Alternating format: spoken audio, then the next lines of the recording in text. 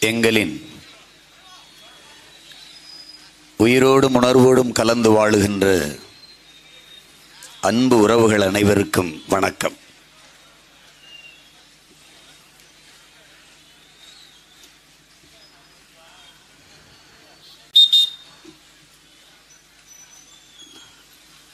உங்கள் பிள்ளைகள் நாங்கள் முன்னெடுக்கிற இந்த அரசியல் என்பது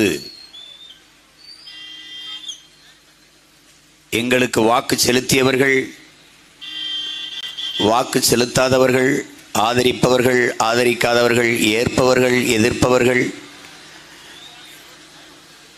எல்லோருக்குமாகத்தான் இந்த அரசியலை முன்னெடுக்கிறோம். அதிலும் குறிப்பாக எங்களுக்கு பின்னே வருகிற அடுத்த தலைமுறை தம்பி தங்கைகளுக்காகத்தான் இந்த களத்திலே தொய்வின்றி தொடர்ந்து பயணிக்கிறோம். அதனால்தான் நாம் தமிழர் கட்சிக்கு வாக்களிப்போம், நாளைய தலைமுறைக்கு வாழ்வளிப்போம் என்கிற முழக்கத்தை முன்வைத்தோம். மாற்று அரசியலுக்கு வாக்களிப்போம், மான தமிழினத்திற்கு வாழ்வளிப்போம் என்ற கொள்கை கோட்பாட்டை முன்னிறுத்தினோம்.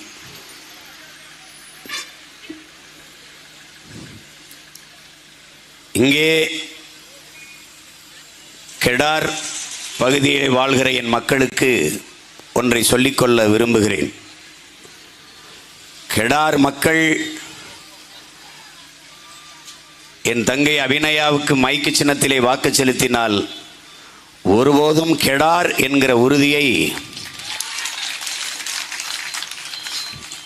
உங்களுக்கு தருகிறேன்.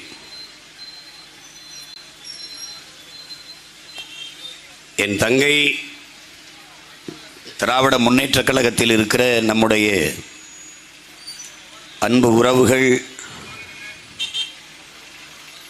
அருமை தலைவர் பெருமக்கள் நம் சொந்தங்களை பார்த்து சில கேள்விகளை எழுப்பினர். அரசியல் கோட்பாடு கருத்து முரண்பாடுகளில் நாம் அவர்களை விட்டு விலகி நிற்கிறோமே ஒழிய, வேறு தளத்தில் நிற்கிறோமே ஒழிய, அந்த கட்சியில் இருப்பவர்களெல்லாம் நம் உறவினர்கள் என்பதை நாம் ஒருபோதும் மறந்துவிடக்கூடாது. அவர்கள் கருத்தை, அவர்கள் கோட்பாட்டை அவர்கள் எடுத்து வைக்கிறார்கள். நாம் நம்முடைய கருத்தை, தத்துவ நிலைப்பாட்டை எடுத்து முன்வைக்கிறோம். அதில் கண்ணியமோ கட்டுப்பாடு மீறலோ ஒருபோதும் இருக்கக்கூடாது.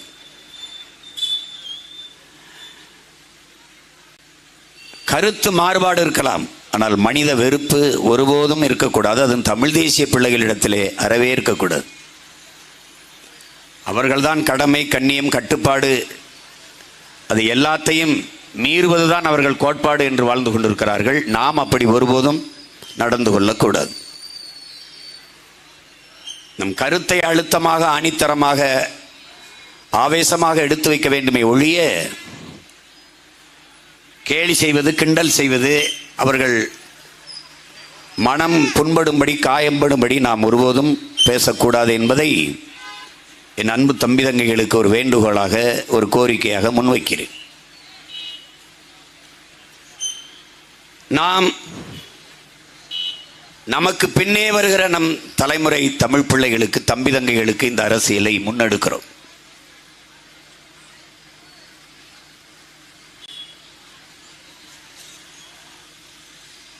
இந்த உலகத்தை, இந்த பூமியை நாம் நமது முன்னோர்களிடமிருந்து பரம்பரை சொத்தாக வாங்கி வரவில்லை. நம் பிள்ளைகளிடத்திலிருந்து வாடகைக்கு வாங்கி வாழ்ந்து கொண்டிருக்கிறோம் என்கிற எண்ணத்தை என் அன்பு தமிழ் சொந்தங்கள், என் அருமை தம்பி தங்கைகள் கவனத்தில் வைத்துக் கொள்ள வேண்டும். மாமேதை மார்க்ஸ் அவர்கள்,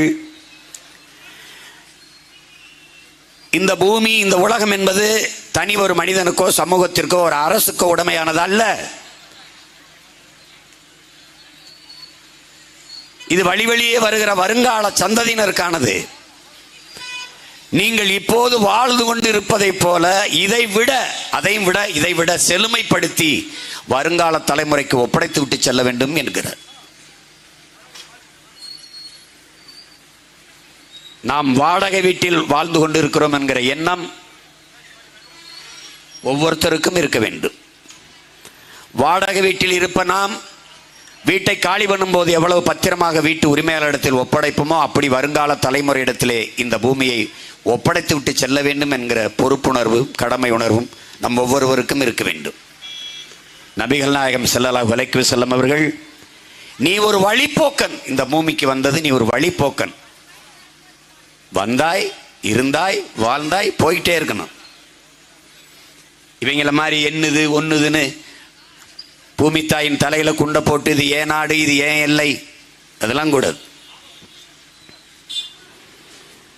இது ஒண்ணுது இல்லை. இந்த பூமி குறிப்பா மனிதனுக்கு மட்டுமானது அல்ல.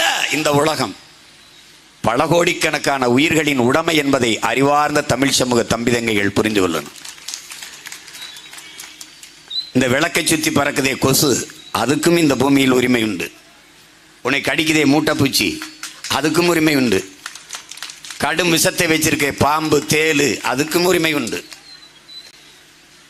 இது பல கோடிக்கணக்கான உயிர்களின் உடைமை, உனக்கு மட்டுமானதல்ல. கவி பேரரசு வைரமுத்தவர்கள் உலகில் கடைசியாக எது வருதோ அது ஆதிக்கம் செலுத்துறாங்கிறார்.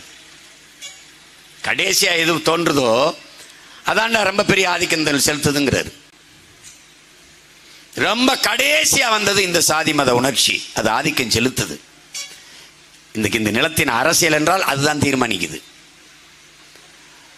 இந்திய நிலத்தில், இந்திய நாட்டில் மிக கடைசியா வந்த மொழி இந்தி, அது ஆதிக்கம் செலுத்துது, செலுத்த துடிக்குது. உலக உயிரினங்களில் பரிணாமத்தில் கடைசியாக வந்தவன் மனிதன், அவன் ஆதிக்கம் செலுத்துறான்.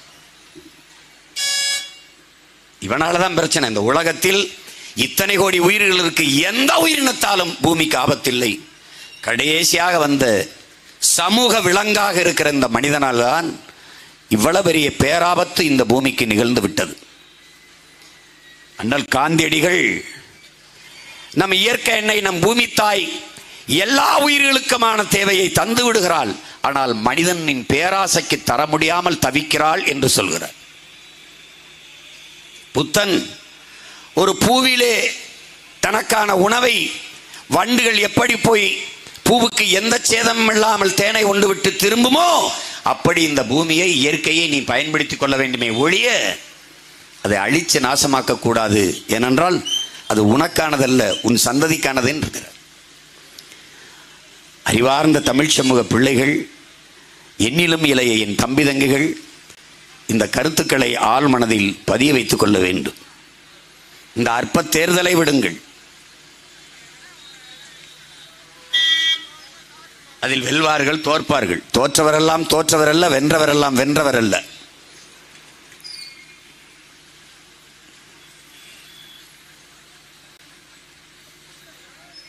அதை நீங்கள் கவனத்தில் வைத்துக் கொள்ளணும்.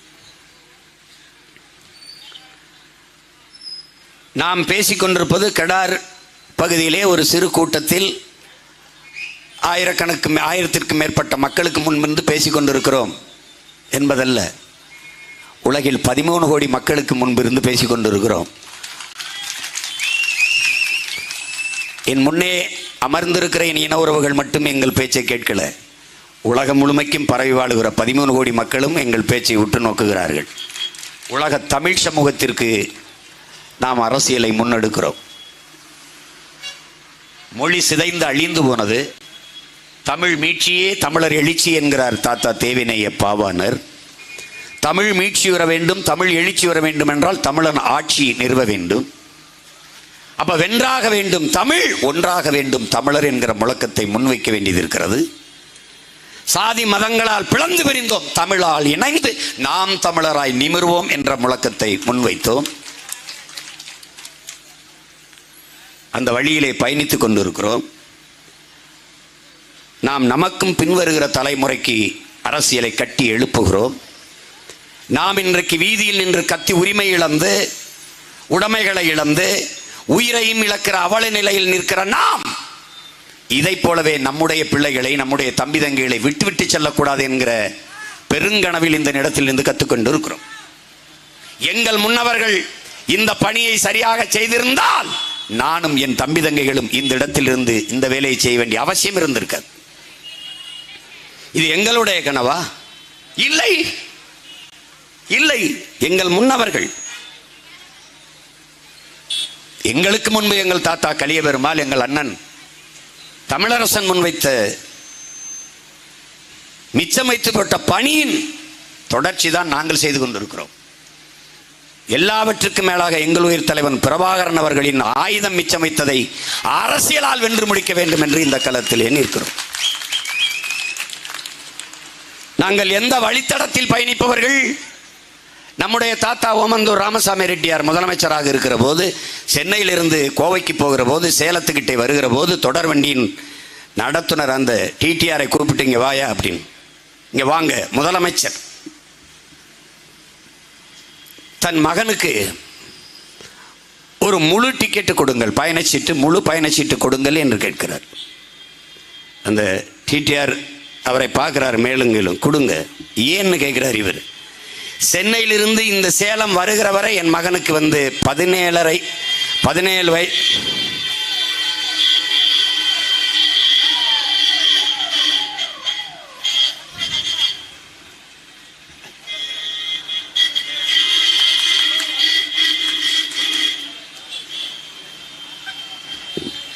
நம்ம கட்சி தான்.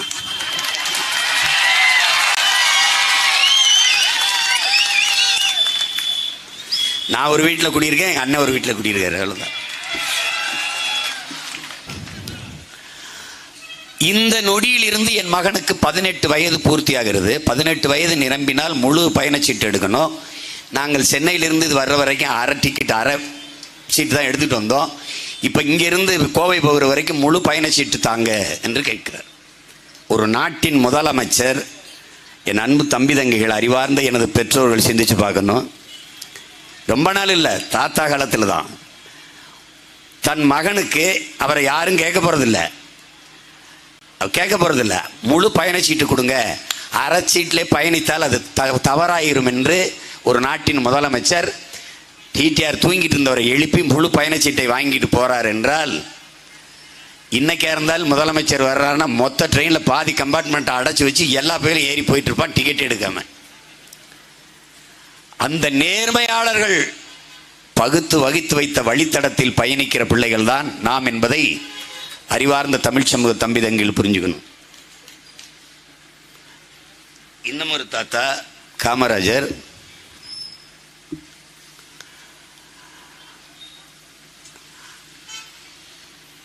இடது கை பக்கம் துண்டை போடுறாரு, இப்படி போடுறாரு, போட்டுக்கிட்டே இருக்காரு. சட்டை வலது கை பக்கம் கிழிஞ்சிருது தோள்பட்டைக்கிட்ட. அப்போ ஒரு மாதிரி இருக்குது, இந்த துண்டை தூக்கி வலது கை பக்கம் போட்டுறாரு.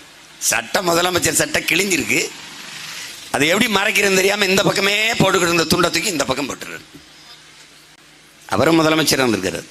வாரம் ஒரு முறை தான் அசைவம், அது ஒரு முட்டை தான். யாராவது ஒரு நண்பர் வந்து அவருக்கு ஒரு முட்டையை வைத்துட்டால் அடுத்த வாரம் அந்த ஒரு முட்டையும் முதலமைச்சர் கிடையாது. இப்படியெல்லாம் நமது தாத்தாக்கள் வாழ்ந்தார்கள் என்று சொன்னால் நம்ப மறுப்பார்கள் இந்த தலைமுறை பிள்ளைகள். ஒரு வகையில் பார்த்தால் பைத்தியக்காரர்களாக இருந்திருக்கிறார்களே. என்னால் இன்றைக்கு ஒவ்வொருத்தனும் எத்தனை லட்சம் கோடி பணம் வைத்திருக்கிறான் என்று எண்ணி முடிப்பதற்குள் நாம் இறந்து விடுவோம், அவ்வளவு கொள்ளையடி வைத்திருக்கிறார்கள்.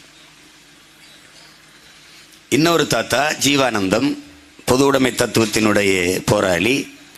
சேலத்தில் கம்யூனிஸ்ட் கட்சி மாநாடு முடித்து சென்னைக்கு வரணும். வந்து தொடர் வண்டி நிலையத்தில் இறங்கும்போது தோழர்கள் வந்து வாங்கன்னு கூப்பிடும்போது, தேநீர் சாப்பிடலாமா, டீ குடிக்கலாமா, குடிக்கலாம், குடிச்சிடுறாரு. இன்னும் ஒரு டீ சொல்லுங்கள், என்ன ஏன் பசி, சாப்பிடல அப்படின்னு. சாப்பிடலையா அப்படின்னு. தோல்ல என்ன மூட்டை, பணம் அப்படின்னு. ஏன் சாப்பிடலன்னு கேட்குறாங்க. காசு இல்லைன்னு. தோல்ல என்ன மூட்டை, பணம். அந்த பணம் இருக்கே, எடுத்து சாப்பிட்டுருக்கலாம். ஐயோ, அது தோழர்கள் கட்சிக்கு கொடுத்த காசு, அதை எடுத்து நம்ம சாப்பிடலாமா? இன்னைக்கு இருந்தால் மொத்த மூட்டையும் ஆட்டையை போட்டு வீட்டுக்கு போயிருப்பான். யார் கேள்வி வைக்க போற? எப்படிப்பட்ட நேர்மையாளர்கள் வாழ்ந்த நிலம்னு பாரு. இன்னொரு பாட்டன் வாவு சிதம்பரனார், பெரும் செல்வந்தன், தாத்தா வழக்கறிஞர், அப்பா வழக்கறிஞர், அவர் வழக்கறிஞர். அன்றைக்கு தேதியிலே ஒரு முறை நேர்நிக்க பல ஆயிரம் ரூபாய்களை தொகையாக வாங்கியிருக்கார். அன்னைக்கு எல்லா சொத்தையும் வித்துவிட்டு நாட்டின் விடுதலைக்கு போராடிய பெருந்தகை. மாடு இழுக்க திணறுகிற செக்கை மனிதன் இழித்தான் மண்ணின் விடுதலைக்கென்றால் உன்னால் நம்ப முடியுதாவார். எல்லா சொத்தையும் இழந்து விட்டு வறுமையிலே இறுதி காலத்தில் ஊர் ஊராக மண்ணனை வித்து வாழ்ந்தான் என்பதை யாராவது தமிழீழம் தலைமுறையினர் நினைவில் வைத்திருக்கிறீர்களா என்று பாருங்கள். நெய்வேலி பழுப்பு நிலக்கரின்னு பேசிட்டுக்கிற நீ, அது இன்னைக்கு மத்திய அரசு சொத்தாய் போச்சு. என்எல்சியில் 299 பேர் வேலைக்கு எடுக்கிறான். ஒருத்தங்கூட தமிழன் இல்லை, கேட்க நாதி இல்லை.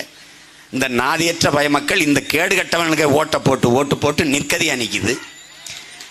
500 ஏக்கர் சொந்த நிலம். நம் தாத்தா ஜம்புலிங்க முதலியார் சொந்த நிலம்.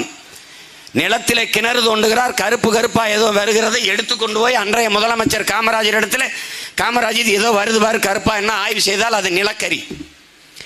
அது நம்மிடத்தில் இருக்கிற விட சென்ட்ரல் கவர்மெண்ட் நேரு அவர்கிட்ட இருந்தா நாட்டுக்கு நல்லது நடக்கும். 500 ஏக்கர் சொத்தை பொது சொத்தாக மாற்றியவன் நம்முடைய தாத்தா ஜம்புலிங்க முதலியார். அப்படிலாம் இன்னைக்கு இருக்கா? 500 ஏக்கரை தன் சொத்தாக ஆட்டை போட்டுக்கிற சேட்டக்காரங்க தான் இன்னைக்கு அரசியல் இருக்காங்க.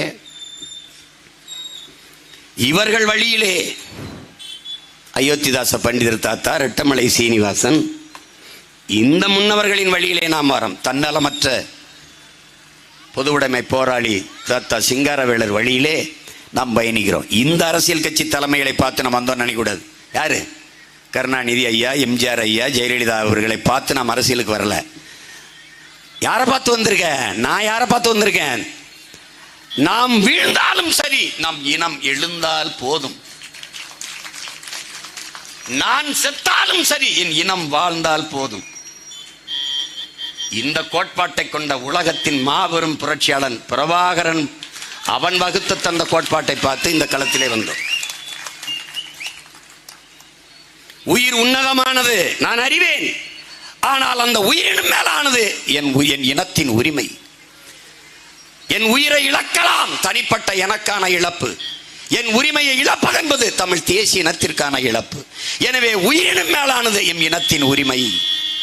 இந்த கோட்பாட்டை கொண்டு நின்ற தலைவனின் வழியிலே இங்கே அரசியல் செய்கிறோம். யாருக்கு செய்கிறோம்? எங்களுக்கும் பின்னே வருகிற என் தம்பி தங்கைகளுக்கு, அவர்களின் சந்ததியினருக்கு நிற்கிறோம். உலகம் முழுமைக்கும் இப்படித்தான் புரட்சிகர விதைகள் விதைக்கப்பட்டது. ஓசோ சொல்லுகிறான், 2 கைகள் நிறைய விதைகள், நான் விதைத்துக் கொண்டே இருக்கிறேன், எவ்வளவு முளைக்குதோ முளைக்கட்டும் என்று. ஒற்றை மகன் 14 ஆண்டுகளில் விதைத்ததிலே 36 லட்சம் விதைகள் முளைத்திருக்கிறது. இதை 66 ஆக்குவது, 1 கோடியை 26 ஆக்குவது என்பது சாத்தியமில்லை என்று யாரும் நினைத்து கூடாது. நீங்கள் சீன புரட்சியாளன் மாசேத்துங் இதுபோல பேசிக் கொண்டிருக்கையில் எனக்கு எழுதாத வெள்ளைத்தாள்களை தாருங்கள்ங்கிறான். எல்லோரும் எழுதி எழுதி வைத்ததில் நான் எவ்வளவு ஆக சிறந்ததை எழுதினாலும் அது தெரியாது, அது புரியாது. எல்லோரும் கிறுக்கி வைத்த இடத்தில், அந்த இடத்தில் நான் எவ்வளவு அழகாக எழுதினாலும் புரியாது. அதனால் எழுதாத வெள்ளைத்தாள்களை தாருங்கள், நான் ஆக சிறந்த ஒன்றை எழுதப் போகிறேன் என்றான். அதைத்தான் உங்கள் பிள்ளைகள் செய்து கொண்டிருக்கிறோம். நான் என் ஆத்தாளப்பன் தாத்தா பாட்டிக்கு செய்யவில்லை அந்த அரசியலை, எனக்கும் பின்னே வருகிற என் தம்பி தங்கைகளுக்கு செய்கிறேன். ஊழல், லஞ்சம், மதுமத போதை, சாதிய இழிவு, தீண்டாமை, அடக்குமுறை, பெண்ணி அடிமைத்தனம், இது ஏதும் அண்டாத பெரும் நெருப்பாக இளைய தலைமுறை பிள்ளைகள் வளர்ந்து வாழ்ந்து வர வேண்டும் என்பதற்காக அவர்கள் நெஞ்சுக்குள் இந்த நல்விதைகளை தூவுகிறோம். நீங்கள் பார்ப்பீர்கள்,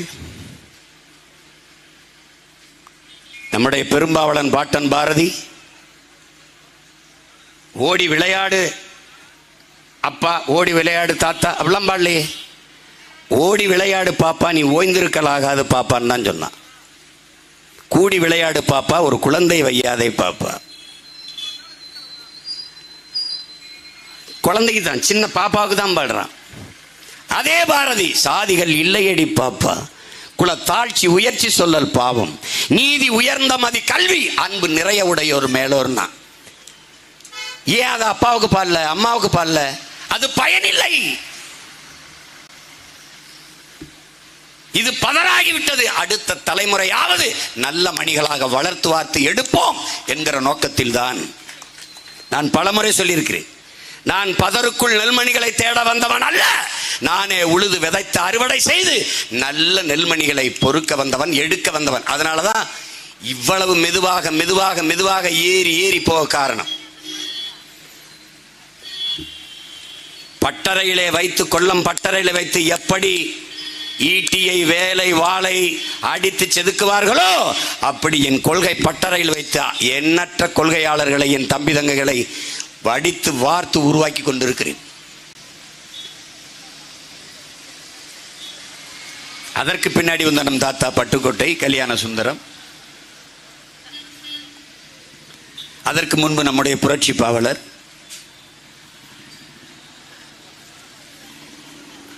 எல்லோரும் இளைய தலைமுறை பிள்ளைகளையே குறிவைத்து பாய்ந்தார்கள்.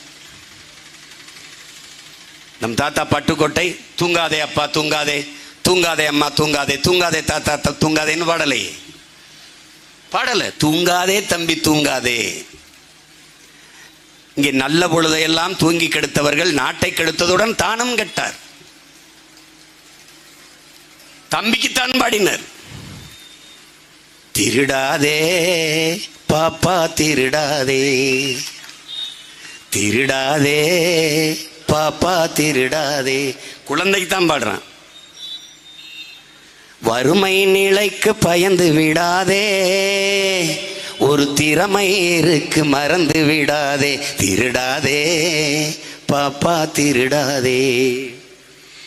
திட்டம் போட்டு திருடுற கூட்டம் திருடி கொண்டே இருக்குது, அதை சட்டம் போட்டு தடுக்கிற கூட்டம் தடுத்து கொண்டே இருக்குது.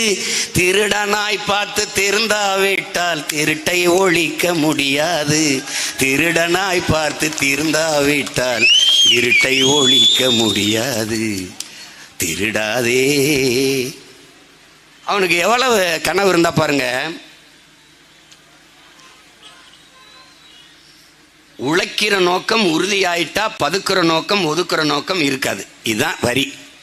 இது எத்தனை தடவை ஒரு பாடலாசிரியர் எழுதியிருப்பார், எத்தனை தடவை ஒரு இசையமைப்பாளர் அந்த கருத்தை வலியுறுத்தணும்னு ஐயா எம்ஜிஆர் அவர்கள். நீ நல்லா கொஞ்சம் உழைக்கிற நோக்கம் உறுதியாயிட்டா, உழைக்கிற நோக்கம் உறுதியாயிட்டா, திருப்பி திருப்பி 4 முறை. உழைக்கிற நோக்கம் உறுதியாயிட்டா பதுக்குற நோக்கம் இருக்காது, ஒதுக்குற நோக்கமும் இருக்காது. அந்த கருத்தை திரும்ப திரும்ப வருங்கால தலைமுறைக்கு ஆழ்மனதில் ஆழ பதிய வைக்க வேண்டும் என்று அவ்வளவு பொறுப்புணர்வோடும் அக்கறையோடும் நம் முன்னவர்கள் எழுதி வைத்தார்கள், பாடி வைத்தார்கள் என்பதை என்னிலும் இளைய என் தம்பிதங்கள் கவனிக்கணும். எல்லாவற்றுக்கும் மேலாக தமிழ் அறிவியலின் பெருமை மிக அடையாளமாக இருக்கிற நம்ம ஐயா அப்துல் கலாம் அவர்கள் ஏன் அமைச்சர்களை எல்லாம் கூட்டி வைத்து பேசவில்லை? ஏன் மொத்த பாராளுமன்ற உறுப்பினர்களையும் அழைக்கவில்லை? ஏன் எல்லா சட்டமன்ற உறுப்பினர்களும் அழைத்து பேசியிருக்கலாமே? தமிழ்நாட்டுக்கு வந்தால் இந்த சட்டமன்ற உறுப்பினர்களோட நான் கொஞ்சம் பேசணும், அது பயனில்லை தெரியும் அவருக்கு. அதனால என்ன பண்ணார்? பள்ளிக்கூட மாணவர்கள் கல்லூரி மாணவர்களிடத்திலே சென்று சென்று பேசியதற்கு காரணம் அடுத்த தலைமுறையை தயார் செய்வது ஒன்றுதான். ஊழல் லஞ்சத்தை ஒழிக்க முடியும், உண்மையும் நேர்மையுமாக நல்ல ஆட்சியை மலரச் செய்ய முடியும் என்று அவர்கள் நம்பினார்கள். அதே நம்பிக்கையில் தான் உங்கள் பிள்ளைகள் இந்த நிலத்திலே நிற்கிறோம்.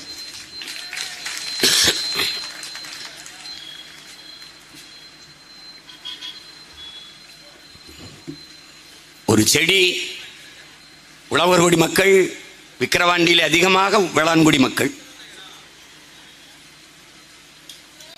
நாம் எத்தனை செடியை அழித்து நிலத்திலே உரமாக போடுகிறோம்? கொளிஞ்சியை போடுகிறோம், அவரையை போடுகிறோம், எல்லாவற்றையும் போடுகிறோம்.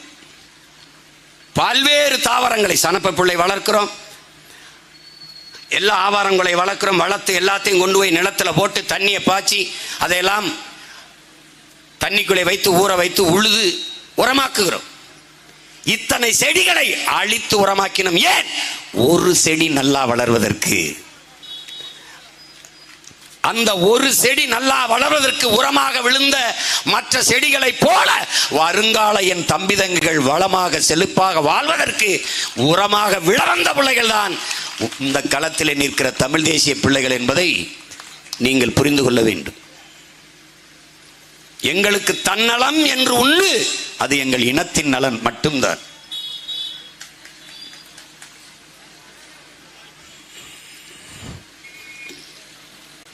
அறிவார்ந்த என் சொந்தங்களே,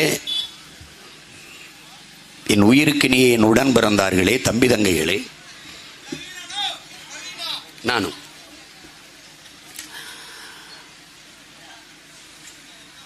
எந்தெந்த இடத்திலெல்லாம் நாம் ஏமாற்றப்பட்டிருக்கிறோம்,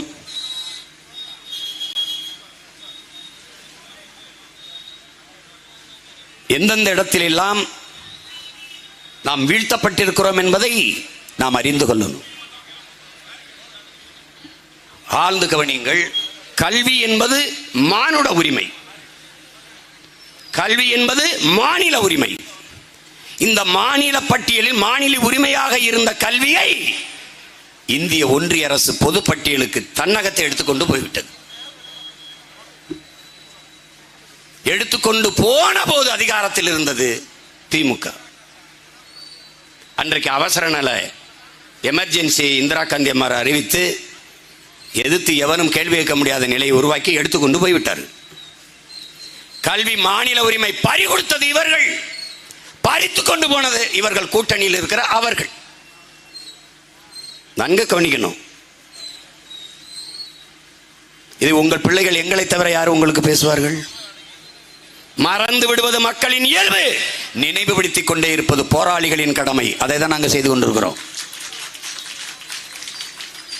எடுத்துக்கொண்டு போனது யார்? காங்கிரஸ். இன்றைக்கு கல்வி மாநில பட்டியலுக்கு வர வேண்டும், கொண்டு வருவோம் என்று தேர்தல் அறிக்கையிலே அறிக்கை விடுகிறார்கள். எடுத்துக்கொண்டு போகும்போது என்ன செய்தீர்கள்? தடுக்க முடியல. ஏன்? தோற்று போனார்கள். அந்த இடத்திலே தோற்று போனார்கள் ஆட்சியாளர்கள். ஆனாலும் அடுத்த தேர்தலிலே வென்றார்கள். அவர்கள் வென்றார்கள், என் மக்கள் தோற்றார்கள். பள்ளிக்கூடங்களில் தான் அதிக வாக்ககம் இருக்கிறது, வாக்குச்சாவடி பூத்து.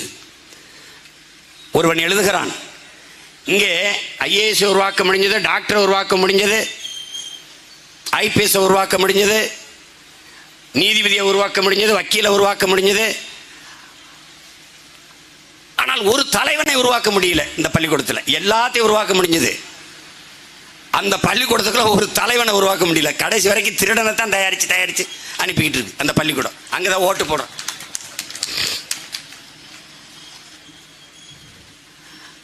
இன்று இவர்கள் மாநில பட்டியலுக்கு கல்வி உரிமையை கொண்டு வருவோம் என்று சொல்கிற இவர்கள், ஒரு மாநில கட்சியின் அன்பு உடன் பிறந்தவர்களே, பேரன்மிக்க என் பெற்றோர்களே, ஒரு மாநில கட்சி இந்திய ஒன்றிய அரசிலே தொடர்ச்சியாக 18 ஆண்டுகள் மத்திய அமைச்சரவையில் இடம்பெற்ற கட்சி திராவிட முன்னேற்ற கழகம் தான்.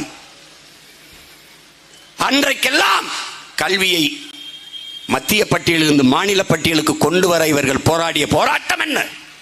அதற்கெடுத்த முயற்சி என்ன? ஒண்ணுமில்லை. ஏன்? அந்த இடத்தில் தான் என் அன்பு சொந்தங்களே அவர்கள் தோற்று போனார்கள். தேர்தலில் மட்டும் வெற்றி பெறுவார்கள். நாங்கள் தேர்தலில் தோற்று இருக்கலாம், தேர்தலில் தோற்றவர்கள், ஆனாலும் நாங்கள் வென்றவர்கள். ஏன்? கொண்ட கொள்கையில் உறுதியாக இன்று வரை நின்றவர்கள். அதனால் நாங்களே வென்றவர்கள். என் தாய் நிலத்தில் நீதிமன்றத்திலே என் தாய்மொழியிலே வழக்காடுகிற உரிமை வேண்டும். பல ஆண்டுகளாக வழக்கறிஞர் பெருமக்கள், தாய்மொழி மீது பெரும்பற்று கொண்ட தமிழ் அறிஞர்கள், எங்களை போன்ற பிள்ளைகள் எல்லாம் போராடினோம். மரணம் வரை உணவில்லை, உணவை மறுத்து உண்ணாவிரத போராட்டம் எல்லாம் இருந்தார்கள் வழக்கறிஞர்கள். அன்றைய ஆட்சியில் இருந்த ஐயா கலைஞர் அவர்கள், ஐயா மதிப்பிற்குரிய பெருந்தகை ஐயா கருணாநிதி அவர்கள் சட்டமேற்றினார்கள், தமிழிலே வழக்காடுகிற உரிமை வேண்டும் என்று. அதை முன்னகர்த்தினார்கள் குடியரசுத் தலைவருக்கு. நல்லா கவனிச்சுக்கணும். அங்கே அன்னைக்கு இருந்தது யாரு? அப்துல் கலாம் அவர்கள். முன்னகர்த்திய போது அதை ஐயா அப்துல் கலாமுக்கு அனுப்பினால் அதில் அவர் கையெழுத்திட்டு விடுவார், ஒரு தமிழன் என்ற அடிப்படையிலே கையெழுத்திட்டு விடுவார் என்பதற்காகவே இவர்கள் அவரிடத்தில் முன்னகர்த்தவே இல்லை. அவர்கிட்ட கேட்டால் எனக்கு அனுப்பவே இல்லைன்னு. எப்படிப்பட்ட துரோகத்தை இந்த காங்கிரஸ் ஆட்சி, இந்த ஆட்சிகள் செய்தது உனக்கு என்பதை புரிந்து கொள். பிறகு அதன் பிறகு 2 குடியரசுத் தலைவர்களை உருவாக்கியது திராவிட முன்னேற்ற கழகம் தன் ஆதரவில். ஒன்று பிரதிபா பாட்டீல், இன்னொன்று பிரணாப் முகர்ஜி. குறைந்தபட்ச தேவையில் என் தாய் நிலத்தில் வழக்காடு மன்றத்தில் என் தாய்மொழியில் வழக்காடுகிற உரிமை வேண்டும், அதற்கு நீங்கள் கையெழுத்திடுங்கள் என்று சொல்லியிருந்தால் கையெழுத்திட்டிருப்பார்கள். கையெழுத்திடுவதாக இருந்தால் நாங்கள் உங்களுக்கு ஆதரித்து வாக்கு தருகிறோம் என்று சொல்லியிருந்தால் நிர்பந்தித்து கையெழுத்திட வைத்திருக்கலாம். செய்யல. ஏன்? தோற்று போனவர்கள். அவ்வளவுதான். அவர்கள் உன் மொழி மீது அக்கறை, உன் உரிமை மீது அக்கறை. இந்திய நாட்டின் குடியரசுத் தலைவர் என்கிற ஒற்றை மகனின் கையெழுத்திலே, ஒற்றை கையெழுத்தில் தமிழ் தேசியத்தின் உரிமை செத்து போனது. இதுவரை இல்லை, இதுவரை பெற முடியல. எப்படி? முல்லை பெரியாற்று அணை, அதுக்கு கீழே ஒரு பேபி அணைன்னு ஒன்று இருக்கு. தம்பி, ஆளை கவனிச்சுக்கணும் அந்த கருத்தை. பேபி அணைன்னு இருக்கு. அதிலிருந்து திறந்து விட்டு இந்த பேபி அணையில நீரை தேக்கி நம்ம எடுத்துக்கிறோம். அந்த பேபி அணை மண்மேடு செம்மிருச்சு, நிறைஞ்சிருச்சு. காரணம், அடர்த்தியான மரங்கள் இருக்கு. அந்த மரத்தை வெட்டிட்டு தூர்வாரி ஆழப்படுத்தினால்தான் அதிகப்படியான நீரை தேக்க முடியும், சேமிக்க முடியும். பல ஆண்டுகளாக தமிழ்நாடு இந்த மரத்தை வெட்டி தூர்வாரிக்கிறோம், ஆழப்படுத்திக்கிறோம்னு கேரள அரசுக்கு கோரிக்கை வைக்குது. அப்படி கேரள அரசு நீ பார்க்காத. தமிழ்நாட்டில் எந்த கட்சியோட கூட்டணி வைக்குது? ஒன்று காங்கிரஸ், கம்யூனிஸ்ட். இந்த 2 கட்சி தான் மாறி மாறி கேரளாவா ஆளுது. இதை நல்லா நுட்பமா விளங்கணும். இப்போது கம்யூனிஸ்ட் ஆளுது, முன்னாடி கம்யூனிஸ்ட், அதுக்கு முன்னாடி காங்கிரஸ். இந்த பேபி அணையில் இருக்கிற மரங்களை வெட்டி நாங்கள் தூர்வாரி ஆழப்படுத்திக்கிறோம் என்கிற கோரிக்கையை தமிழ்நாடு அரசு கேரள அரசிற்கு எத்தனை ஆண்டுகளாக வைத்திருக்கும் என்று நீ நினைக்கிறாய்? 45 ஆண்டுகள். 45 ஆண்டுகளாக இந்த கோரிக்கையை வைக்கிறார்கள். வெட்ட அனுமதி தரவில்லை. இந்த முறை வெட்டி கொள்ளலாம் என்று ஐயா பினராயி விஜயன் கொடுத்தார். ஒருத்தர் வெட்டக்கூடாது என்று வழக்கு தொடுக்க உச்ச நீதிமன்றத்தில் அதே கேரள அரசு பதில் மனு தாக்கல் செய்து வெட்டக்கூடாது என்று. அறிவார்ந்த என் தம்பி தங்கைகளே, என் உயிருக்கு நீ என் உறவுகளே, உங்களிடத்தில் உங்கள் மகன் கேட்கிறேன். மரத்தை வெட்டக்கூடாது, சரி. ஆனால் அந்த மரத்தை வெட்டி நாங்கள் ஆழப்படுத்தினால் அதற்கு இணையான மரங்களை நாங்கள் நட்டு வளர்த்து விட முடியும். நட்டு வளர்த்து விட முடியும் என்கிற மரத்தையே வெட்ட அனுமதிக்காத நீ, எவனாலும் எந்த அதிகாரத்தாலும் எப்பவும் உருவாக்க முடியாத என் மேற்கு தொடர்ச்சி மலையை கேரளாவுக்கு அதானியின் விளிங்க துறைமுகத்துக்கு 80 லட்சம் டன் என் மலையை வெட்டி எடுத்துட்டு போக எப்படி அனுமதித்தாய்? தோற்று போனீர்கள். அந்த இடத்திலே தோற்று போனீர்கள். மரத்தை வெட்ட அனுமதிக்காதவனுக்கு என் மலையை வெட்ட எப்படி அனுமதி கொடுத்தாய்? எப்படி கொடுத்தீர்கள்? மேற்கு தொடர்ச்சி மலை எங்கே தொடங்குகிறது? கேரளாவில். அவன் மலை அப்படியே இருக்கு. ஏன்? அவனுக்கு பெத்தவனே அப்பன், எனக்கு 60 ஆண்டுகளாக மத்தவனே அப்பன். அதான் பிரச்சனை. அவன் மலை பாதுகாப்பு, துறைமுகம் அவனுக்கு, பயன்பாடு அவனுக்கு. ஆனால் மலை களவு போவது என் மலை. ஒரு தடவை போய் கன்னியாகுமரியில் பார். உன் மனது பதறிச்சுன்னா என் ரத்தம் ஓ ரத்தமும் ஒன்றுன்னு அர்த்தம். அங்கே நின்று உனக்கு கோவம் வந்துச்சுன்னா நீ நான் உடன் பிறந்தவன் அர்த்தம். ஒன்றும் வரலைன்னா பெற்றவர் மேல் ஐயம், பிறப்பின் மேல் ஐயம்னு பாவலர் தாத்தா பெருஞ்சித்தனார் பாடின மாதிரி சந்தேகம் தான் பண்ணும். இவர்கள் தோற்று போனவர்களடா தம்பி, தோற்று போனவர்களடா தங்கச்சி. தேர்தலில் வாக்கை பெறுவார்கள் அல்ல, பெற மாட்டார்கள், வாங்குவார்கள். பர்ச்சேஸ். நாம் பெறுவோம், அவர்கள் வாங்குவார்கள். நாம் பெற்றிருக்கிற 36 லட்சம் வாக்குகளை பெறுவதற்கு அவர்கள் 200 கோடி 300 கோடி முதலீடு செஞ்சிருப்பார்கள். தெருக்கோடியில் நின்று இந்த பிள்ளைகள் இவ்வளவு பெரிய வாக்கை பெற்றிருக்கிறோம் என்றால் முத நாள் சின்னம், மைக்கு சின்னம். நீ பார்க்குற இந்த சின்னம் பெட்டியில் இருக்காது, இப்போவும் இருக்காது. அதில் நிறைய பொத்தானை வச்சு பார்க்கும்போது சீப்பு இருக்குல்ல, அது மாதிரி இருக்கும். எந்தெந்த வழியில் என்னை சிதைக்க முடியும், நசுக்க முடியும், ஒடுக்க முடியும் என்று நீ என்ன மடக்கி ஒடுக்கி வைக்கிறதுக்கு நான் கொடைன்னு நினச்சிய? படை, அதுவும் புலி படை. நீ மடக்கியும் அடக்கி இப்படி மூளையில் வைக்கிறதுக்கு. தம்பி, நெருப்பை குப்பையை போட்டு மூடிவிட முடியாது தம்பி. வாய்க்கிட்ட ஊதி மேகத்தை கலைத்து விட முடியாது. நெருப்பை போட்டு குப்பையை ஒருபோதும் மூட முடியாது. இந்த தீ வெறுந்தீ இல்லை, புரட்சி தீ. பல ஆயிரம் ஆண்டுகளாக தமிழ் பேரின மக்களினுடைய இதயத்துக்குள், சிந்தனைக்குள் பற்றி எறிகிற விடுதலை தீ, புரட்சி தீ, பெரும் நெருப்பு. இது அடங்கா பெரு நெருப்பு. அதனால அம்பேத்கர் என்னை பார்த்து கை நீட்டிருக்கார் பார். திரும்பி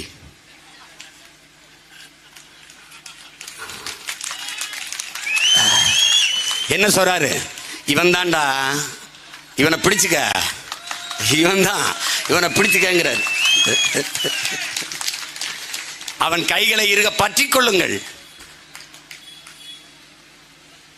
அவனுக்கு பக்கத்திலும் பின்னையும் நடங்கள்ங்கிறார். என்ன சொல்றாருங்கிறீங்க? உங்களின் அடக்குமுறை, உங்களின் ஒடுக்குமுறை எங்களை ஆவேசப்படுத்தும், அரசியல் படுத்துமே ஒழிய ஒருபோதும் அச்சப்படுத்தாதுங்கிறார். அதனால நீ என்னைய விட்ட, என்னென்னத்தைய விட்ட, எதை பத்தியும் சின்னத்தை எடுத்த, எதை பத்தியும் கவலை கிடையாது.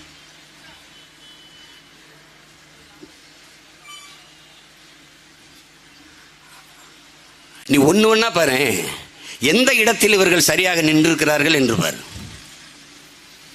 எதுவுமே கிடையாது. இப்ப என்னன்ற நீ எதை நோக்கி போயிட்டு இருக்க? இங்க பாரு,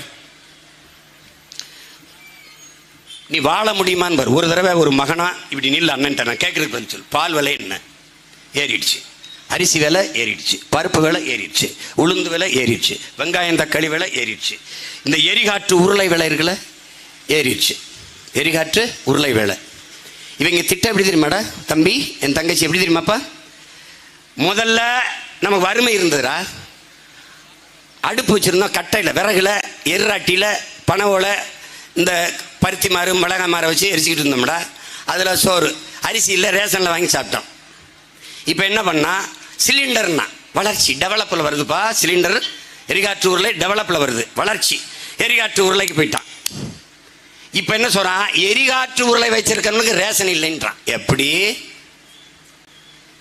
ஏய், என்னடா வளர்ச்சினா எரிகாற்று சிலிண்டர் வச்சு சமைக்கிறவனுக்கு ரேஷன் அரிசி இல்லைன்னா அப்போ எதை சாப்பிட்றது? இந்த சிலிண்டரை திறந்து அந்த டியூப் எடுத்து ஒரு வாய் அப்படி படக்குன்னு குடிச்சிட்டு அப்படி போக வேண்டியதான். எவ்வளோ பெரிய புத்திசாலிகள்கிட்ட நீ நாட்டை கொடுத்துருக்காங்க மட்டும் பாரு. எரிகாற்று உருளை ஏறிடுச்சா, பால் விலை ஏறிடுச்சா, அரிசி விலை ஏறிடுச்சா, பருப்பு விலை ஏறிடுச்சா, உளுந்து விலை ஏறிடுச்சா, எண்ணெய் விலை ஏறிடுச்சா, எல்லாம் ஏறிடுச்சு. அத்தியாவசிய உணவுப் பொருள்களின் விலை விண்ணை முட்டுது, ஏறிடுச்சு. கடைக்கு போனீங்கன்னா விலைவாசி என்று எழுதி பட்டியல் வச்சிருப்பான். உருளைக்கிழங்கு, தக்காளி, பருப்பு, எண்ணெய். ஏன் இதற்கு விலை பட்டியல், விலைவாசின்னு அமைக்கிறான்? விலையை வாசி வாங்க முடியாது, போயிரு. விலையை வாசி வாங்க முடியுமான்னு யோசி, போயிரு, அவ்வளவுதான். அதனாலதான் விலை வாசின்னு வச்சிருக்கான். ஏறிடுச்சு. அதுக்கப்புறம் மின் கட்டணம் உயர்ந்துருச்சு, சொத்து வரி உயர்ந்துருச்சு. அதனால என்ன? மின் கட்டணம் உயர்ந்தால் அதை சார்ந்துதான் என் உடன் பிறந்தவர்களே எல்லா இயக்கமும் அதை சார்ந்துதான். சொத்து வரி இருந்துச்சுன்னா, இப்போ இந்த கடையை ஒருத்தர் வாடகை எடுத்து வச்சிருக்காருன்னு வச்சுக்க. இந்த கடை உரிமையாளர் சொத்து வரி கட்டுவதற்கு கையிலிருந்து காசு போட்டு கட்ட மாட்டார், வாடகையை உயர்த்துவார். வாடகையை உயர்த்தும் போது அந்த வியாபாரம் செய்கிற வியாபாரி உள்ளே இருக்கிற அத்தியாவசிய பொருளில் விலையை ஏற்றுவார். மக்களை பாதிக்கும். ஒன்று இப்படி சார்ந்து பார்க்கணும். நீ என்ன நினைக்கிற? பெட்ரோல் டீசல் விலை ஏறினான்னு நீ நினைக்கிற? பெட்ரோல் டீசல் விலை ஏறிட்டால் அத்தியாவசிய உணவுப் பொருள்களின் விலை ஏறுது. எப்படி ஏறுது? மதுரையில இருந்து, தேனியில இருந்து, திண்டுக்கல்ல இருந்து, விக்கிரவாண்டியில இருந்து விளையிற பொருளை சென்னைக்கு, கோயம்பேடு சந்தைக்கு நீ லாரியில பாரவந்தல் தூக்கிட்டு வரும்போது அதுக்கு எரிபொருள் நிரப்புவாய், டீசல் விலை ஏறிடுச்சு.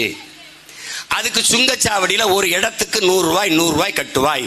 இந்த சுங்கச்சாவடி ஏறிடுச்சு. வண்டி வாடகை, லாரி வாடகை, பெட்ரோல் டீசல் விலை உயர்வு, சுங்க கட்டணம், இதெல்லாம் உள்ளே இருக்கிற தக்காளி, கத்தரிக்காய், வெண்டைக்காய், சொரக்காய், பூசணிக்காய், முருங்கைக்காய், பால், முட்டை, அரிசியின் மேலே, அடக்க விலைக்கு மேலே இந்த விலை அதில் ஏறி 20 ரூபாய்க்கு விற்க வேண்டிய தக்காளி 40 ரூபாயாக சந்தையிலே இறங்கும். அந்த வாங்கி விற்கிறவன் அவன் லாபத்தை வைத்து 60 ரூபாய்க்கு விற்பான். இந்த உலகத்தில் இருக்கிற கொடுமையிலே கொடுமை, ஒரு குண்டூசி தயாரிப்பவன் 10 ரூபாய் என்றால் 10 ரூபாய், காலுக்கு செருப்பு ஷூ தைத்து கொடுப்பவன் 1000 ரூபாய் என்றால் 1000 ரூபாய், சிறைக்கிற பிளேட்டு கத்தி கொடுக்கிறவன் 25 ரூபாய் என்றால் 25 ரூபாய். ஆனால் உயிர் தேவையா இருக்கிற உணவு பண்டங்களை உற்பத்தி செய்து விளை வச்சு கொடுக்கிற வேளாண் குடிமகன் இந்த கத்தரிக்காய் 100 ரூபாய் என்றால் இல்லை, 50 ரூபாய் என்றால் இல்லை, தக்காளி 50 ரூபாய் என்றால் இல்லை, 60 என்றால் இல்லை. அவன் விளைய வைக்கிற, வெம்பாடு விட்டு உழைத்து விளைய வைக்கிற அந்த விளை பொருளுக்கு அவன் விலையை தீர்மானிக்க முடியாது. இப்ப யார் தீர்மானிப்பா? விளைவிப்பவன் தீர்மானிக்க முடியாது. எவன் வாங்கி விற்கிறானோ அவன் தான் தீர்மானிக்க முடியும். சந்தையில் போய் 100 கிலோ தக்காளியை இறக்கினால் 1 கிலோ 10 ரூபாய் என்பான். நீ விலை அடக்க செலவு 20 ரூபாய்க்கு விளை வச்சிருப்ப, 10 ரூபாய் நட்டத்துக்கு அவன் கேட்பான். பொருளை நீ திருப்பி எடுத்துட்டு போக முடியாது, கெட்டு போகும். அதனால் வந்த விலைக்கு கொடுப்பாய், 10 ரூபாய் பாதி நட்டம். அப்படியே போவாய், பாலிடாவை வாங்குவாய், அந்த வயல்ல குடிச்சிட்டு சாவாய். இதுதான் விவசாயியின் நிலைமை. ஏன்? அவன் விளை வைக்கிற பொருளுக்கான விலையை அவன் தீர்மானிக்க முடியல. இதுதான் உங்கள் பிள்ளை ஆட்சிக்கு வந்தால் அவன் விளைவிக்கிற பொருளுக்கான விலையை அவன் தீர்மானிப்பான். இதை பற்றி இந்த அரசுகள் கவலைப்பட்டிருக்கா? ஏன்? அவர்கள் தோற்று போனார்கள், அந்த இடத்தில் தோற்று போனார்கள். அவர்களுக்கு அதை பற்றி கவலையே கிடையாது, கவலையே கிடையாது. இதான் இன்னைக்கு இருக்கிற நிலைமை. எல்லா விலையும் ஏறி போயிடுச்சு. ஆனால் எந்த விலை குறைகிறது? எந்த விலை? எந்த விலை? மலிவு விலையில் மது. பால் விலை குறையல, அரிசி விலை குறையல, மின் கட்டணம் குறையல, வீட்டு வரி சொத்து வரி குறையல, எதுவும் குறையல. ஆனால் மலிவு விலையில் மது 90 மில்லி அடங்கிய ஒரு பொட்டலம், காகித பொட்டலத்தில் அடைச்சு கொடுக்கலாம். ஏன்? ஏன் குறைந்த விலை குடித்தால் கள்ளச்சாராயம் கூட குடிக்க போகாம எல்லாரும் இங்கே வந்து குடிப்பான், காசு இன்னும் பெருகும். ஒரு நாடு இத்தனை கோடி இளைஞர்கள் வேலை இல்லாமல் இருக்கான், அவனுக்கு வேலை வாய்ப்பை பெருக்குவதற்கு எப்படின்னு சிந்திக்காம, படிக்க முடியாம இத்தனை கோடி இளைஞர்கள் இடைநிறுத்தம் செய்துவிட்டு போய்விடுகிறார்கள், அவர்களுக்கு என்ன செய்யலாம் என்று சிந்திக்காம 40,000 கோடிக்கு தான் விற்கிது, அது 50,000 கோடியா சாராய வியாபாரத்தை உயர்த்த வேண்டும் என்று சிந்திக்குது. அது குறித்து சட்டசபையிலே பேசுதென்றால் இந்த நாடு எதை நோக்கி நகருது என்று அறிவில் சிறந்த பெருமக்கள், அன்பு தம்பி தங்கிகள் ஆழ்ந்து சிந்திச்சு பாருங்க.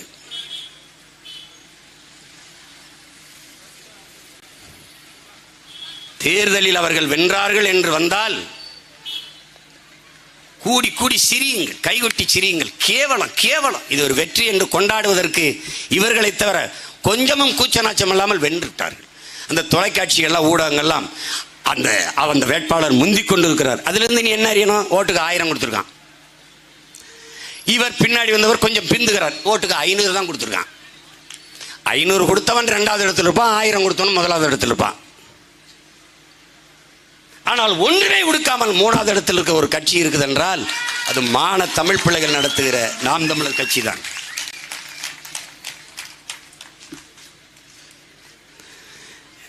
தம்பி,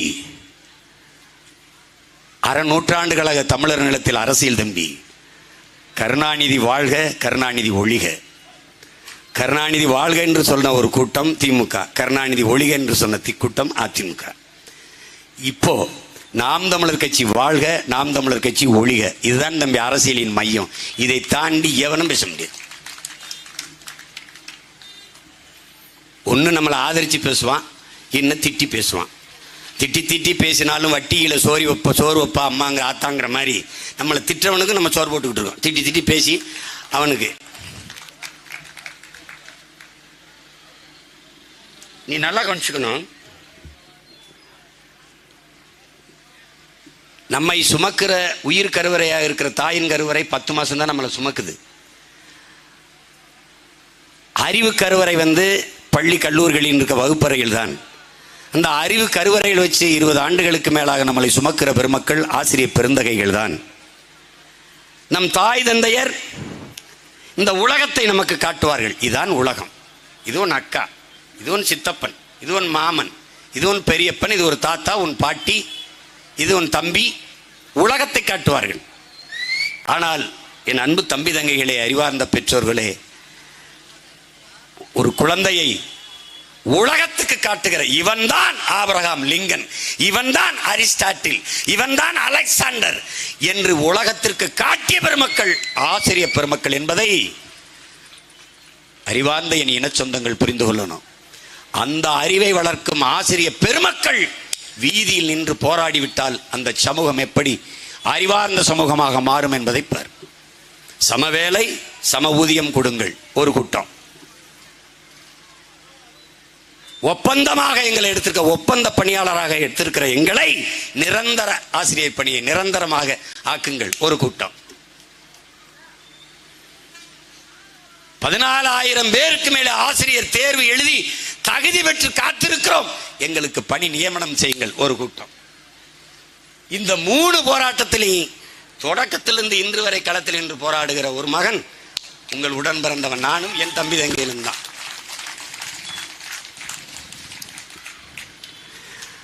ஆனால் எதிர்கட்சியாக இருக்கும்போது ஐயா ஸ்டாலின் அவர்கள் நான் வந்தால் இதெல்லாம் நிறைவேற்றுவினர். ஆளுங்கட்சியாக இருக்கும்போது அதே போராட்டம். மொத்த தங்கச்சியில் குழந்தையோட கர்ப்பிணி பெண்கள் அப்படிலாம் இருந்தவங்களை தூக்கி ஒரு கட்டடத்துக்குள்ள அடைச்சு போட்டு என்னை பார்க்கவே விடாமல் திருப்பி அனுப்பிட்டாங்க. அந்த இடத்தில் தோற்று போனார்கள் இவர்கள். ஆனாலும் 21 தேர்தலிலே வென்றார்கள். பாராளுமன்ற தேர்தலிலே 40 இடத்தில் வென்றார்கள். பாராளுமன்றத்திற்கு சென்றார்கள். என்ன செய்வார்கள்? நான் அன்னைக்கு சொன்னல, இது என்ன செய்யும்? ஒன்றும் செய்யாது. அம்மா இது என்ன செய்யும்? ஒன்றும் செய்யாது. 40 பேர் என்ன செய்யும்? ஒன்றும் செய்ய மாட்டார்கள். இதான் நடக்கும். மாணவர்கள் போராடினார்கள். கல்வி கற்கக்கூடிய மாணவர்கள், அறிவில் சிறந்த தம்பி தங்கைகளே, என்னரும் பெற்றோர்களே சிந்தியுங்கள். மாணவர்களின் கல்வி கடனை தள்ளுபடி செய்கிறது அரசு. இது சாதனையா வேதனையா என்பதை ஆழ்ந்து சிந்தித்து தெளியுங்கள். கல்வி என்பது மானுட உரிமை, கொடுக்க வேண்டியது அரசின் கடமை. கொடுக்காமல் இருப்பது மாபெரும் கொடுமை. அதை போராடி பெறாமல் நாம் இருப்பது அறிவிழந்த மடமை. மானுட உரிமை. என் கல்வியை நான் கடன் வாங்கி கற்கிற நிலைக்கு வைத்தவன் யார்? அந்த இடத்தில் தோற்று போனீர்கள். கடன் வாங்கி நான் படிக்கிற நிலைமைக்கு வச்சது யாரு? அரசு தன் கடமையை செய்யாதால் நான் கடன் வாங்கி படிக்கிறேன். அப்புறம் கடன் தள்ளுபடி, இதில் ஒரு சாதனை. வேளாண் கடனை தள்ளுபடி. ஒரு நாட்டில் விவசாயி வாழ்கிறான் வளர்கிறான் என்றால் அந்த நாடு வாழ்கிறது வளர்கிறது. அவனை வாழ முடியாமல் சாகிறான் என்றால் அந்த நாடு நாடு இல்லை, சுடுகாடு. ஒரு விவசாயி தற்கொலை செய்து கொண்டான் என்றால் இன்றைக்கு உனக்கு செய்தி, நாளை நீ சோறு இல்லாமல் சாகப் போகிறாய் என்பதற்கான முன்னறிப்பு அறிவிப்பு. அதை நீ உணர்ந்து தெளியணும். ஒரு நாட்டில் விவசாயி வாழணும் வளரணும், அப்பத்தான் அந்த நாடு வாழும் வளரும். எல்லாம் ஆழ்ந்து கவனிங்க. விவசாயி கடனை தள்ளுபடி. ஏன் விவசாயி கடனாளியானான்? இந்த கேள்விக்கு 6 இடத்தில் பதில் இருக்கு. ஏன் கடனாளியானான்? பதில் இருக்கா? விதையிலிருந்து வாங்கணும், உழவு எந்திரம் கடன் வாங்கணும், உரம் கடன் வாங்கணும், எல்லாம் கடன் வாங்கணும். விளைவித்த பொருள் உரிய விலை கிடைக்காது.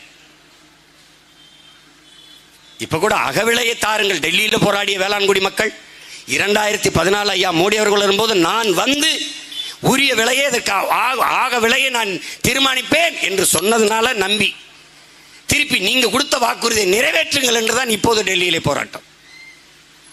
அப்படி ஒரு நிலை தமிழ்நாட்டில் இருக்கா? இல்லை.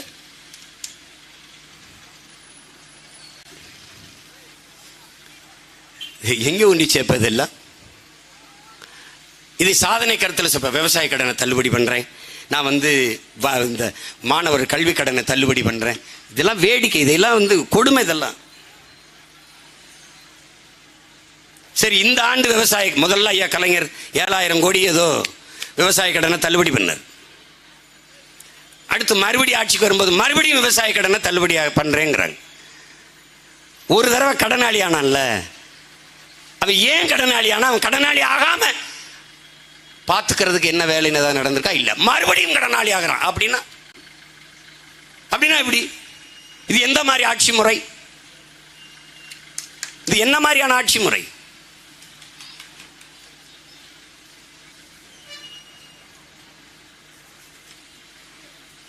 என் தம்பி சொன்னான்ல, நாங்கள் டாஸ்மார்க்கை மூடுவோம்னு தேர்தல் வாக்குறுதியில் கொடுக்கலையே அப்படின்னு. கள்ளச்சாராயம் குடிச்சு செத்தா 10 லட்சம் கொடுப்போம்னு கூட தான் நீங்கள் வாக்குறுதி கொடுக்கல, அதை கொடுத்தீங்க.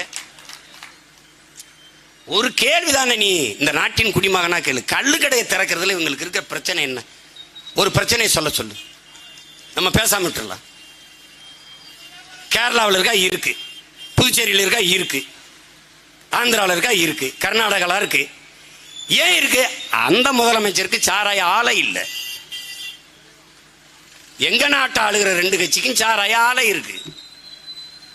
கள்ளுக்கடையை திறந்தா 100 ரூபாய்க்கு குடிச்சிட்டு வீட்டுக்கு போயிடுவான். 500 ரூபாயில 400 ரூபாய் வீட்டுக்கு போயிடும்.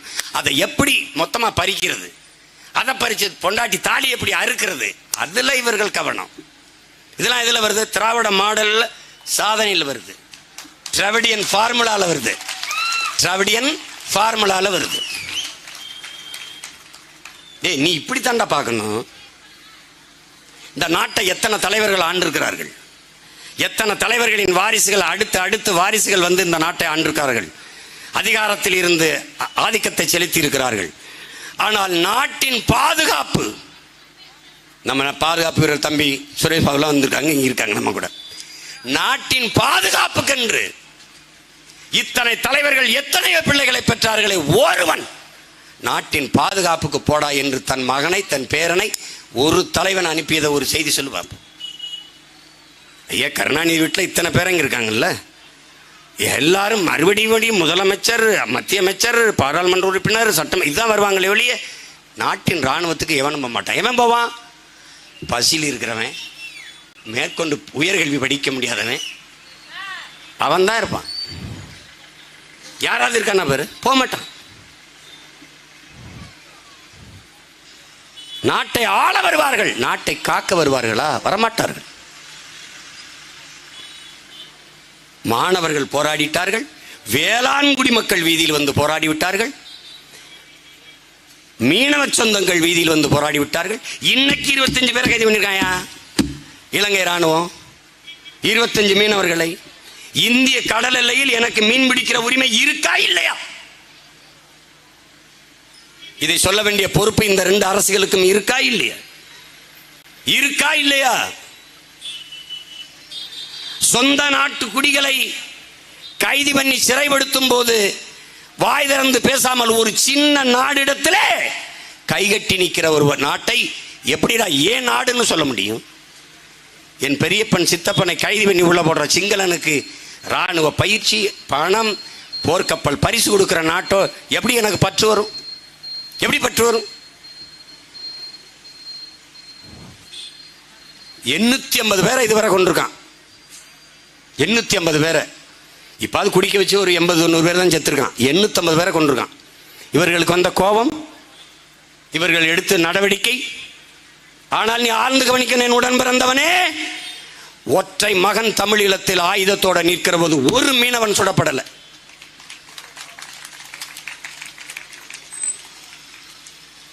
ஊர் எல்லையிலே ஐயனார் கருப்பணைசாமி மாறி இந்த இனத்தை நின்று காத்த பெரும் வீரன் நம் குலதெய்வம், நம்முடைய அண்ணன் பிரபாகரன் என்பதை நீங்க கவனத்தில் வச்சுக்கணும். இவன் பேசுவான் தீவிரவாதின்னு.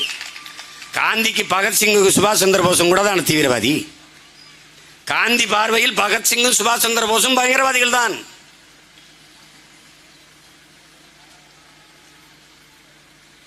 பகத்சிங்குக்கு தூக்கு வரும்போது காந்தி கடிதம் எழுதினார், என் மாநாட்டுக்கு முன்னாடி நிறைவேற்றிருங்கன்னு. எப்படிப்பட்ட ஆளுக பார்த்துக்க.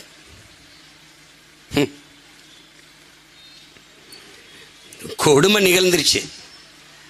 அப்ப தேர்தலில் வென்றுட்டு நாங்க வென்றுட்டோம். இப்ப வெம்பாடு படுவாங்க. ஒரு ஓட்டுக்கு 20,000 கொடுத்து எப்படி வென்றோம்னு நினைப்பாங்க. ஏன்? இந்த கள்ளக்குறிச்சி கள்ளச்சாராய சாவு எங்களை பாதிக்கவில்லை என்று காட்டுவதற்கு. இன்னும் 500 பேர் தாலி அறுத்தாலும் எங்களுக்கு ஓட்டு போடுவார்கள் மக்கள் என்று காட்டுவதற்கு. அதனால்தான் இவர் குடிகெடுப்பான் தாலி அறுப்பான் என்று வைக்கிறதுக்கு பேரே குடிகெடுப்பவர்கள் தாலி அறுப்பவர்கள். யார்? திராவிடர்கள். இந்தியன் உன் உரிமையை எடுத்துக்கொண்டு போவான், திராவன் கொடுத்து விட்டு அப்படியே நிற்பான். ஏன்? 2 பேரும் ஒண்ணுதான். தாத்தா தெய்வ திருமகன் முத்துராமலிங்க தேவர் என்ன சொல்றார்? ஆரியம் திராவிடம் இந்தியம் திராவிடம் 2ம் வெவ்வேறு அல்ல, 2ம் ஒண்ணுதான். ஒரு நாள் கட்டிப்பிடிச்சு கைகுலுக்கி சங்கமிப்பார்கள், பார்த்து கொண்டே இரு என்கிறார். அவர் பேரன் சீமானும் அவன் தம்பி தங்கைகளும் வந்தோம். நாங்கள் இந்தியர் அல்ல, திராவிடர் அல்ல, தேவர் அல்ல, நாடார் அல்ல, கோணார் அல்ல, செட்டியார் அல்ல, பிள்ளை அல்ல, முதலியார் அல்ல, படையாச்சி அல்ல, பறையர் அல்ல, கவுண்டர் அல்ல, இப்படி இந்து அல்ல, இஸ்லாமியர் அல்ல, கிறிஸ்தவர் அல்ல, நாங்கள் தமிழர்கள் என்றோம். 2 பேரை ஏத்துட்டான்.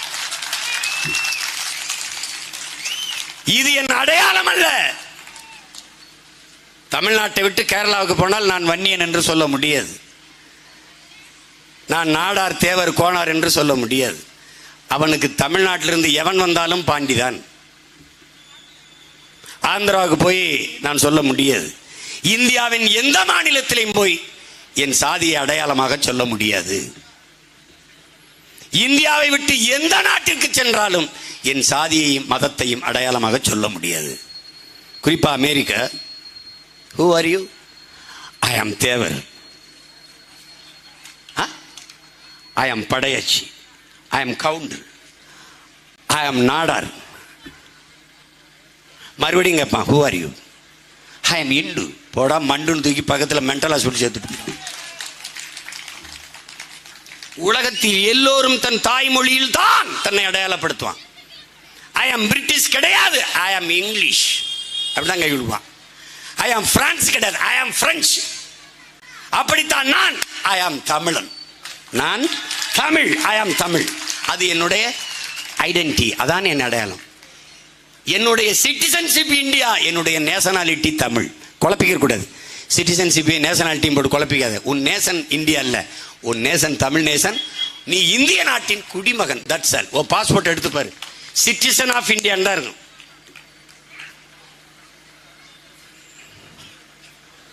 நீ இந்தியன்னு வச்சுட்டு கான் அப்துல் கபூர் கான் எல்லைக்காந்தி இந்தியா முழுமைக்கு சுத்திட்டு போயிட்டு போகும்போது அங்க ஒரு ஊடகவியலாளர்கள்லாம் கேட்குறாங்க, இந்தியாவில் என்ன பார்த்தீங்கன்னா? ஒரு இந்தியனை கூட பார்க்கலன்ட்டு. என்ன பிடிச்ச? நான் வங்காளியை பார்த்தேன், மலையாளியை பார்த்தேன், பீகாரியை பார்த்தேன், குஜராத்தியை பார்த்தேன், மராட்டியனை பார்த்தேன், ராஜஸ்தானியை பார்த்தேன், இந்தியனை பார்க்கவே இல்லைன்னு. அவனவன் சரியா இருக்கான். நாம சரியா இருக்க துடிக்கும் போது fascism, chauvinism, separatism, terrorism, anti nationalism, புடுங்கனிசம், அப்பத்தாயிசம் எல்லாம் நமக்கு தான் வரும்.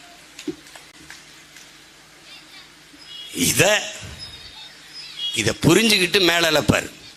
எங்கு பிறப்பினும் தமிழன் தமிழனே, இங்கு பிறப்பினும் அயலான் அயலானேங்கிறாரு புரட்சி பாவலர்.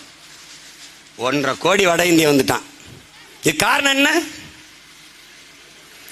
எல்லாரும் வீதிக்கு வந்துட்டேன், எல்லாரும் போராட வந்துட்ட, ஆனாலும் நல்லாட்சி கொடுக்கிறேன்றார் ஐயா ஸ்டாலின். விவசாயி போராட்டத்தை கண்டுகொள்ளாத இவர்கள், உயிர் காக்கும் மருத்துவ பெருமக்களின் போராட்டத்தை கண்டுகொள்ளாத இவர்கள், தேவதைகளாக இருந்து சேவை செய்கிற செவிலிய பெண்கள் அவர்களுடைய போராட்டத்தை கண்டுகொள்ளாத இவர்கள், டாஸ்மார்க் ஊழியர்கள் போராடினால் அதுபோல கண்டுகொள்ளாமல் இருப்பார்களா என்பதை என் அன்பு தம்பி தங்கள் சிந்திச்சு பார்க்கணும். காலையில் போராட்டத்தை ஆரம்பிச்சான்னா டாஸ்மார்க் ஊழியன் 1 மணி நேரத்தில் வந்து தீர்த்து வச்சிருவாங்க. மாவட்ட ஆட்சியர், துறை சார்ந்த அமைச்சர் பேசி தீர்த்துருவாங்க. இப்போ புரியுதா அவனுக்கு நாடு எதை நோக்கி போகுதுன்னு? நாடு எதை நோக்கி போகுது? சாராய வியாபாரின்னா கோவிச்சுக்கிறாங்க. சாராயம் விற்கிறவனுக்கு பேர் சாராய வியாபாரி தாங்க. பால் விற்கிறவனுக்கு பேர் பால்காரன், காய்கறி விற்கிறவனுக்கு பேர் காய்கறிக்காரன், சாராயம் விற்கிற பேர் சாராயக்காரன். அவ்வளோதானே, அவ்வளோதானே.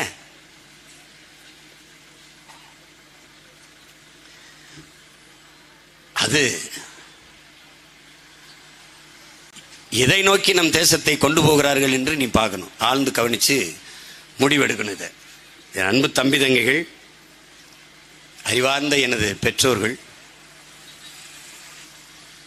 இந்த தேர்தலை ஒரு மாறுதலாக பாருங்கள்.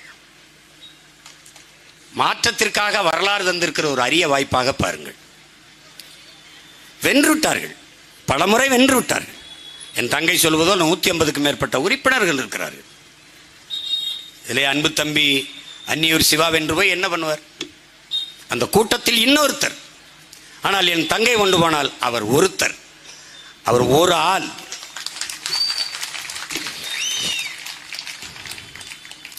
தெரிக்க விடுறா பாருங்க இந்திய பாராளுமன்றத்தை மகுவா மைத்ரா.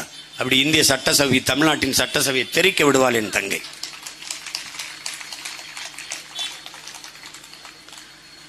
எவ்வளவு தகுதியும் திறமையும் இருந்தாலும் வாய்ப்பில்லை என்றால் பயனற்று போகும். என் அன்பு மக்களே, என் தங்கையை விட தகுதியும் திறமையும் வாய்ந்தவர்கள் இல்லை. அவளுக்கு ஒரு வாய்ப்பு தாருங்கள். அவளுக்கு ஒரே ஒரு வாய்ப்பு கொடுங்கள். வாய்ப்பு கொடுங்கள். எனக்கு எப்படி வாய்ப்பு வந்தது தெரியுமா? என் உடன் பிறந்தவர்களே, கபடி விளையாட்டில் எனக்கு அவ்வளவு உயிர், கராத்தே சிலம்பெல்லாம் அவ்வளவு உயிர். அதில் எனக்கு இடையூறு இல்லை. கபடி விளையாடுறதுக்கு சேர்த்துக்க மாட்டார்கள். நான் ஒல்லியாக எலும்புந்தோல்மா ரொம்ப சின்ன பையனாக இருப்பேன். காலேஜ் முதல் ஆண்டு படிக்கும்போது எங்கள் அன்னைங்கெல்லாம் விளையாடுவாங்க. 2வது ஆண்டு 3வது ஆண்டு படிக்கிறவங்க கல்லூரி அணியில். நான் அதில் இருக்க ஆர்வத்தில் எல்லாரும் போயிட்ட பிறகு உட்கார்ந்து அந்த விளையாட்டை பார்ப்பேன். அவங்க கலட்டி கொடுக்குற துணி, அந்த பேண்ட் ஷர்ட்டு, சங்கிலி, செயின், கடிகாரம், மோதிரத்தில் என்கிட்ட கொடுத்துட்டு விளையாட போவாங்க. நான் வச்சுக்கிட்டு இப்படியே உட்கார்ந்துருப்பேன். 2 அணியாக பிரித்து 7 பேராக எங்கள் ஃபிசிக்கல் டைரக்டர், எங்கள் விளையாட்டு ஆசிரியர் பயிற்சி கொடுப்பார். ஒரு நாள் ஒரு அணியில் ஒருத்தர் வரலை. அப்போ அவர் ஏதோ விளையாட்டுக்கு கேளியா, உங்களுக்கு ஒரு ஆள் குறையுதே, நம்ம சீமனை வச்சுட்டு போடா, நீ போய் அங்கே அணியில் நில்டா அப்படின்னு என்னை அனுப்பிவிடுறாரு. அனுப்பிவிட்டா பாருங்கள், நடுவால் நான் தான் சப்ஸ்டியூட்டு. இந்த பக்கம் எங்கள் அண்ணங்க இந்த கை பிடிச்சி எடுத்துட்டு ஓடுவாங்க, இந்த கை பிடிச்சி நான் சென்ற அப்படி நிற்கிறேன். என் அணியில் எல்லாரும் பட்டு போயிட்டாங்க. நான் ஒரே ஒரு ஆள் இருக்கேன். நான் தான் ரைடு போகணும், பாடி போகணும். மொத்த பேரும் கைதிட்டா. ஏன்னா என்னை பார்த்தாலே காமெடி மாதிரி இருக்கனே, இவனாடா பாடி சீமா போட, சரி போடா போடா, எங்கள் அண்ணங்கெல்லாம் கைதிட்டுறாங்க. ஒரு வெறி தான். அப்போல்லாம் இந்த மண்ணை தொட்டு அப்படி கும்பிடுறது அப்போ ஒரு பழக்கம். போய் அப்படி பாடி போனதான் தெரியும். ஒரு ரைடு போய் இப்படி விளையாண்டு வந்தல என் பெர்ஃபார்மன்ஸை பார்த்து மொத்த பேரும் எங்கள் அண்ணங்க தூக்குனாங்க பாருங்க. அப்புறம் அவன் வந்தாலும் சேர்க்க வேணா, இவனை அணியில் சேர்த்துக்கிறேன்ட்டார் எங்கள் பிசிக்கிட்டாரு. அந்த வாய்ப்பு எனக்கு எப்படி வந்ததை பற்றி, அப்படி ஒரு வாய்ப்பு என் தங்கச்சிக்கு கொடுங்க, தயவு செய்து கொடுங்க. ரொம்ப நாளாகவே எங்களை சப்ஸ்டியூட்டாக வச்சுருந்தீங்கன்னா எங்கள் ஆட்டத்தையும் ஒரு தடவை இறக்கி விட்டு பாருங்களேன். இந்த தேர்தலில் எங்களை ஒரு 20 பேர் அனுப்பியிருந்தீங்கன்னா எடப்பாடி ஐயா என் வெளியே போகிறாரு, ஆளுங்கட்சி வெளிநடப்புன்னு ஒரு செய்தி வந்திருக்கும்.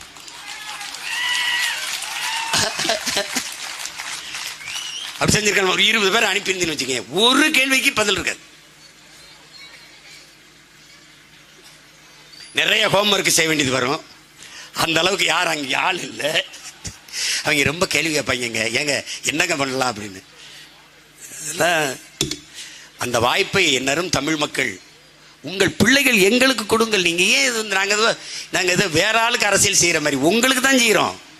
உங்களிடமிருந்து உங்களுக்காக வந்திருக்கோம்.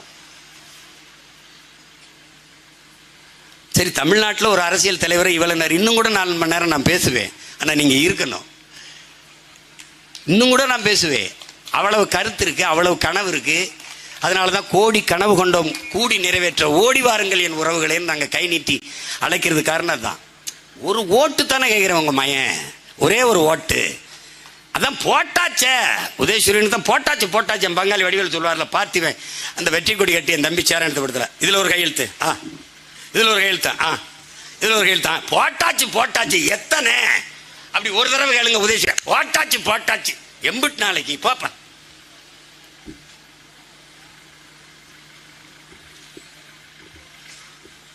எங்கள் கோட்பாட்டை ஆழ்ந்து கவனிங்கள். எவ்வளவு அக்கறையாக உங்கள் பிள்ளைகள் உங்கள் மேலே இருக்கிற பெரும் காதல் தானே நாங்கள் இவ்வளவு பாடுபட காரணமாக இருக்குது. வேற என்ன எங்களுக்கென்று என்ன இருக்குது? அப்படி இல்லை. இப்போ எங்கள் அண்ணன் வந்தாங்க, கமலஹாசன் அண்ணன், அவங்களுக்கு சரியாக வரல, திருப்பி நடிக்க போயிட்டாங்க.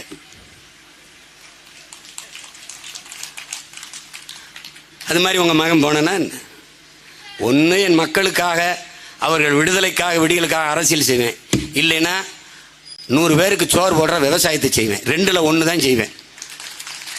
இதில் வெள்ளை வெட்டினா நாட்டையே விவசாய நாடாக மாற்றுவேன். நீ நம்பு, ஒரு 5 வருஷம் என்கிட்ட கொடுத்துட்டு நீ தெருவில் பயணிச்சு பாரு சாலையில், இது உண்மையிலேயே தமிழ்நாடு தானான்னு உனக்கு சந்தேகம் வந்துடும். பூமியின் சொர்க்கமாக மாற்றிடும்.